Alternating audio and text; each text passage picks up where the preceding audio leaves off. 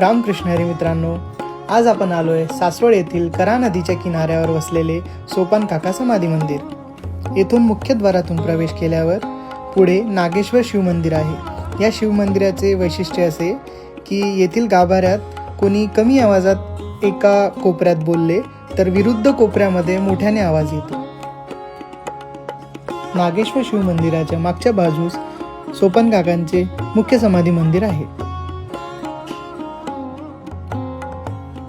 मुख्य मंदिरात प्रवेश केल्यावर डाव्या बाजूला प्रभू श्री रामचंद्रांसोबत लक्ष्मण आणि माता सीता विराजमान आहेत, तर उजव्या बाजूला विठ्ठल आणि रखुमाई आहेत। समाधी मंदिराच्या मागच्या बाजूला श्री गुरुदेव दत्त आणि आदिशक्ती मुक्ताई यांचे मंदिर आहे।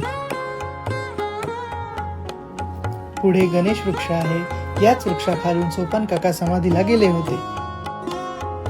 याला गणेश वृक्ष का बरं म्हणतात, तर या झाडाच्या बऱ्याच ठिकाणी गणेशाचे रूप आहे।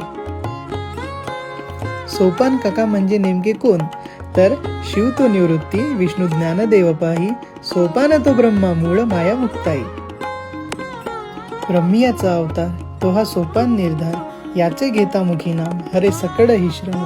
समाधी पासून भागीरथी स्नानाला गे नित्य येते, अष्टोत्तर तीर्थाचा वेळा नाम करा भाई वेल्हाडा। वैष्णवा माझी डिंगर सेनातयाचा किंकर।